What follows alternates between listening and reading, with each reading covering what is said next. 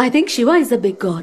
ఆయన భార్య చనిపోయిన తర్వాత ఆమెను భుజాల మీద వేసుకుని ఇండియా అంతా తిరిగి తిరిగి వచ్చాడు కదా. ఏ దేవుడు తన భార్య చనిపోయిన తర్వాత సామాన్య వ్యక్తిలా ఎత్తుకుని తిరుగుతున్నాడో ఆయనలా దేవుడు అవుతాడో చెప్పు. చెప్తా విను. దక్షుడు కూతురు దాక్షాయన్ని శివుడు వివాహం చేసుకుంటాడు. ఒకరోజు అగ్నిదేవుడి యాగం చేస్తుండగా దక్షుడు ఎంటర్ అవుతాడు. అతన్ని చూసి అందరూ గౌరవంగా నుంచుంటారు, ఒక శివుడు తప్ప. అది మనసులో పెట్టుకుని శివుడి మీద ప్రతీకారంతో దక్షుడు ఒక యాగం మొదలు పెడతాడు. ముల్లోకాల్లో దేవుళ్ళందరికీ ఆహ్వానం పంపిస్తాడు. తన కూతురు దాక్షాయని ఇంకా శివుడికి తప్ప తన తండ్రే కదా అని పైన యాగానికి వెళ్తుంది. శివుణ్ణి ఎందుకు ఆహ్వానించలేదని నిలదీస్తుంది. అప్పుడు దక్షుడు శివుణ్ణి కించపరిచే విధంగా మాట్లాడతాడు. పులితోలు కప్పుకునేవాడు, కపాలాల మాల ధరిస్తాడు, శ్మశానంలో నివసిస్తాడు, అలాంటి వాడిని ఎందుకు ఆహ్వానిస్తానంటాడు. ఇది విన్న దాక్షాయని, నా భర్తని అవమానించిన వాడి కూతురుగా నేను ఈ లోకంలో ఉండను. ఈ శరీరంతో ఈ లోకంలో తిరుగుతుంటే దక్షుడు కూతురు దాక్షాయని అని పిలుస్తారు. ఆ పిలుపు నాకు వద్దు. ఇంకో జన్మెత్తి శివుణ్ణి మళ్లీ వివాహం చేసుకుంటా అని మంటల్లోకి వెళ్ళిపోతుంది. ఇది తెలిసిన శివుడు రుద్రుడవుతాడు. చలనం లేని దాక్షాయని తన భుజాల పైన వేసుకుని శివతాండవం చేస్తాడు. బాధతో భారతదేశం మొత్తం తిరుగుతాడు. శివుడు తలుచుకుంటే తన భార్యను బ్రతికించడం చిటికలో పని. కాకపోతే ఆమె ఆఖరి మాటలకు గౌరవం ఇచ్చి ఆ ప్రయత్నం చేయడు. ప్రేమించిన వ్యక్తి దూరమైతే ఒక మనిషి ఎలా బాధపడతాడో అలానే బాధపడ్డాడు. మనం వాళ్ళని చూసి ఇన్స్పైర్ అయ్యి మన జీవితంలో కష్టాలను ధైర్యంగా ఎదుర్కోవడం కోసం మన దేవుళ్ళు మనకన్నా ఎక్కువ కష్టాలు వాళ్ళ లైఫ్ లో అనుభవించారు.